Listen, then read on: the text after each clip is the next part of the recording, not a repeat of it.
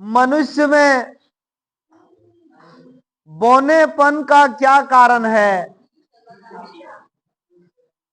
मनुष्य में बौनेपन का क्या कारण है? मनुष्य में बौनेपन का क्या कारण है?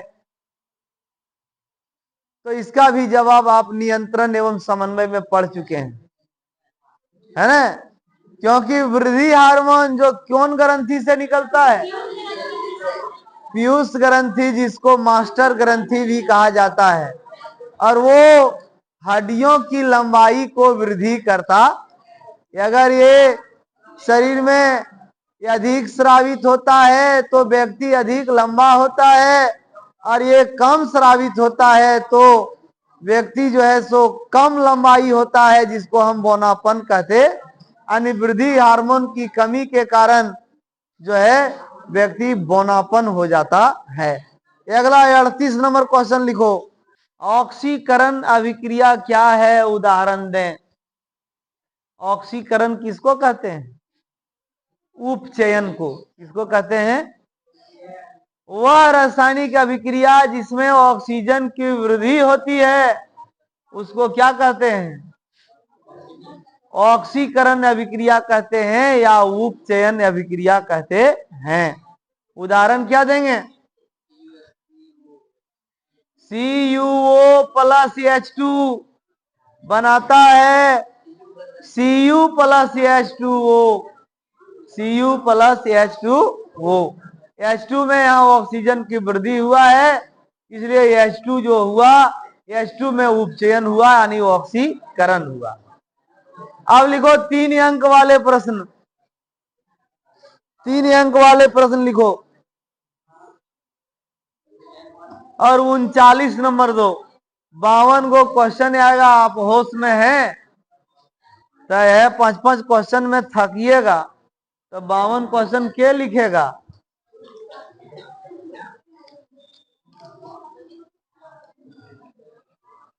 लिखो 39 नंबर क्वेश्चन। अवतल दर्पण के 3 उपयोग को लिखें। 3 उपयोग को लिखें। अवतल दर्पण का 3 उपयोग आपको बताना है।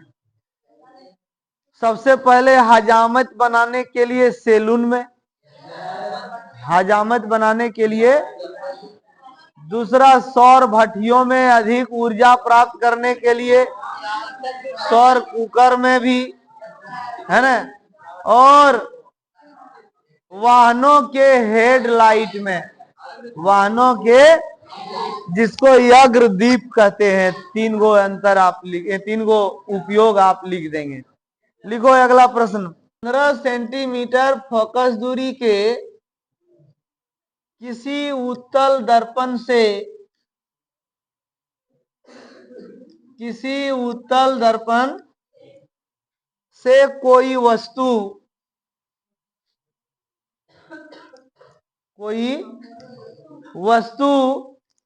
10 सेंटीमीटर की दूरी पर एकदम फिक्स ऐसा क्वेश्चन ये वो आना है 3 नंबर में, और जो पढ़े हैं वही बना सकते हैं, और नहीं तो भिन्न का जोड़ घटाव जो आप सीखे सब रखा का रखा ही रह जाएगा।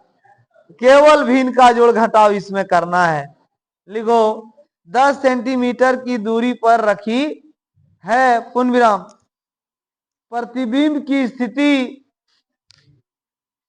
प्रतिबिंब की स्थिति तथा प्रकृति ज्ञात करें। बस 2 ही चीज निकालने बोला है, जबकि आपको परीक्षा में 3 चीज बोलता है। प्रतिबिंब की स्थिति, प्रतिबिंब की स्थिति और प्रकृति ज्ञात करें, जबकि परीक्षा में आपको अभी जो क्वेश्चन अभी जो मिल रहा है उसमें वस्तु का भी साइज दिया हुआ रहता है और प्रतिबिंब का भी साइज पूछता है।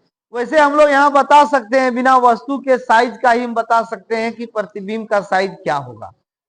ध्यान दो, क्वेश्चन है 15 सेंटीमीटर फोकस दूरी, तो F बराबर 15 सेंटी, और उत्तल दर्पण है, ध्यान दो, उत्तल दर्पण का अगर क्वेश्चन हो तो दो चीज हमें पहले से मालूम होता है। प्रतिबिंब का आकार जो होगा वो वस्तु से छोटा होगा, क्योंकि उत्तल दर्पण कभी बड़ा प्रतिबिंब बनाता, और प्रतिबिंब की प्रकृति जो होगा सो सीधा होगा, आभासी सीधा, क्योंकि ये कभी उल्टा फोटो बनाता, जबकि हम लोग साबित कर देंगे कि ये उल्टा बना रहा है कि सीधा बना रहा है ना। क्योंकि इसी कारण से उत्तल दर्पण को हम वाहनों में पीछे के दृश्य को देखने में उपयोग करते हैं। तो उत्तल है, उत्तल में चिन्ह परिपाटी पढ़े, प्लस होता है, और वस्तु रखा गया है, यानी वस्तु की दूरी को यू से सूचित करते हैं। 3 नंबर में आएगा। अरे अभी अंतिम समय में भी होश में नहीं हो तो किसके भरोसे हैं कि कौन बनाएगा, जो देख के हम लिख लेंगे वहां, ककर भरोसे हैं?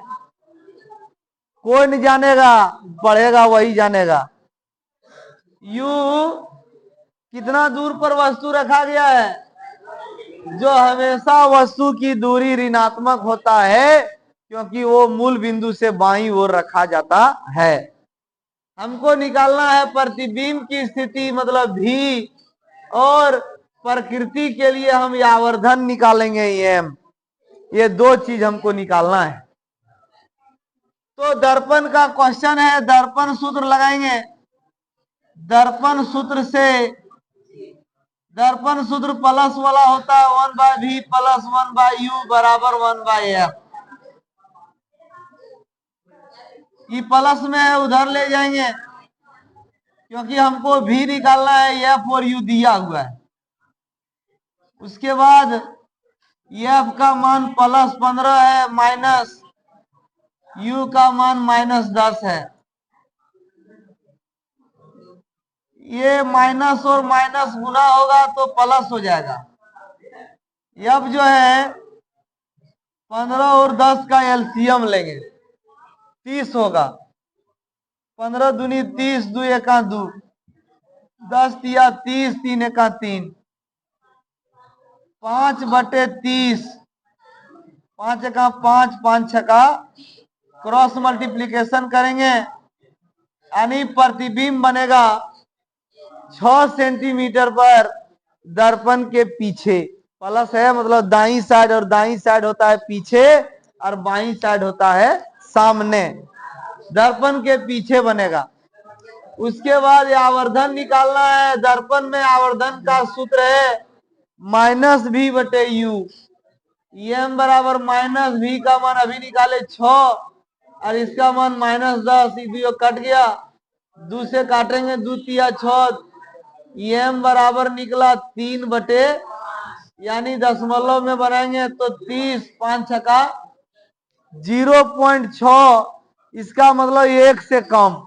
0.6 मतलब 1 से, इसका मतलब प्रतिबिंब वस्तु से छोटा बनेगा। प्लस में आया, प्लस चिन्ह धनात्मक चिन्ह यह प्रदर्शित करता है आवर्धन में कि प्रतिबिंब की प्रकृति आभासी एवं सीधा होगा। अभी माइनस में आता तो यह प्रदर्शित करता कि प्रतिबिंब वास्तविक एवं उल्टा होगा। तो अतः करके लिखेंगे, अतः प्रतिबिंब, अतः प्रतिबिंब की स्थिति, प्रतिबिंब की स्थिति भी बराबर 6 सेंटीमीटर, और प्रतिबिंब की प्रकृति, प्रतिबिंब की प्रकृति बराबर आभासी एवं सीधा, आभासी एवं सीधा, आभासी एवं क्या। अगर अभी पूछता प्रतिबिंब का आकार, तो आकार हम लोग बोल देते वस्तु से छोटा। क्यों?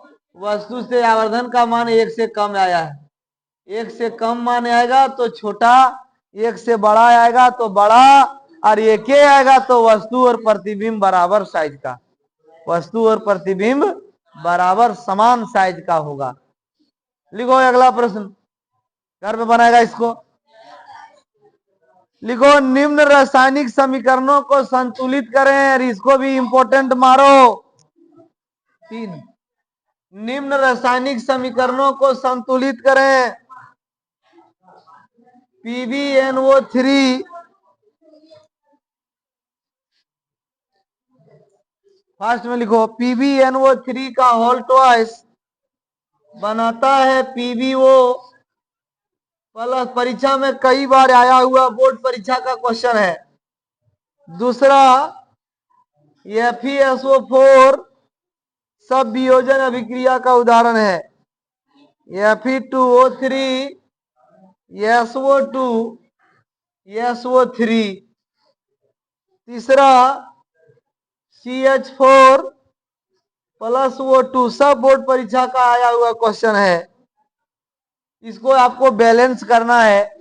हम लोग पढ़े थे कि वह रासायनिक अभिक्रिया जिसमें यह भी कारक में उपस्थित तत्वों का द्रव्यमान और उत्पाद में उपस्थित तत्वों का द्रव्यमान यदि बराबर है तो उसे हम संतुलित रासायनिक समीकरण कहते।